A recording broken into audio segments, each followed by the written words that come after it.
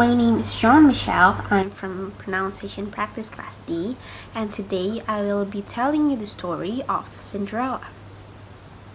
So once upon a time, in the village of a kingdom, there lived a kind and a beautiful young girl named Cinderella. Her mother passed away when she was very young, so did her father. So, Cinderella had to live with her cruel stepmother and her cruel stepsisters. They treated Cinderella very bad, like a maid. Every day, Cinderella had to swipe the floor, wash the dishes, prepare food for the family, and a lot of plenty hard work to do. Meanwhile, her stepsisters didn't have to do anything at all. They even told Cinderella to sleep in the attic with dust and dirt. One afternoon, when Cinderella went to the town's market, there was an announcement from the kingdom saying, "The family of the kingdom is going to hold a dance party and invites everyone to attend the ball. The prince will choose a lady to be his wife." Cinderella really wanted to go to the ball. When the day of the ball came, this cruel stepmother and her daughters were all dressed up and ready to go to the ball. Then Cinderella came out with a dress that she made by herself from her mother's old dresses and asked them if she could join them. But instead, they cruelly laughed at Cinderella and tore Cinderella's dress into a mess. Then they left Cinderella home alone. As she was home alone, crying, her fairy godmother showed up. Then the fairy godmother began to swing her magic wand, and magically she turned a pumpkin into a carriage, bippity-poppity-boo.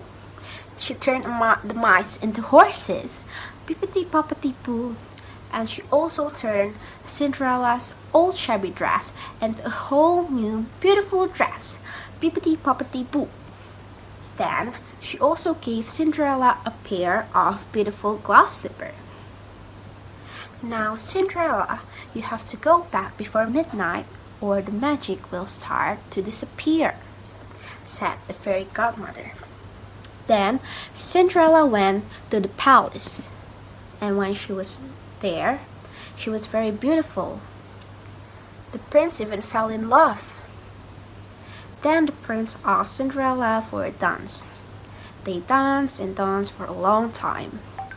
But then, dong, dong, dong, the clock showed that it's midnight already. Cinderella quickly left and ran to the door. The prince chased her, but Cinderella ran as quick as she could, leaving one of her glass slippers behind. The prince saw it, and then he took it. Cinderella went home as the magic started disappearing. Then everything went back to what it is used to be, except for the glass slipper. The next morning, the prince proclaimed that he would marry the lady whose feet fitted the glass slipper. The prince and his men looked all over the kingdom, but there was no fit that fitted the glass slipper. Finally, they arrived at Cinderella's home. Her stepsisters are the one who tried the slipper first, but it didn't fit them, of course. Then they let Cinderella to try on the slipper. It was perfect.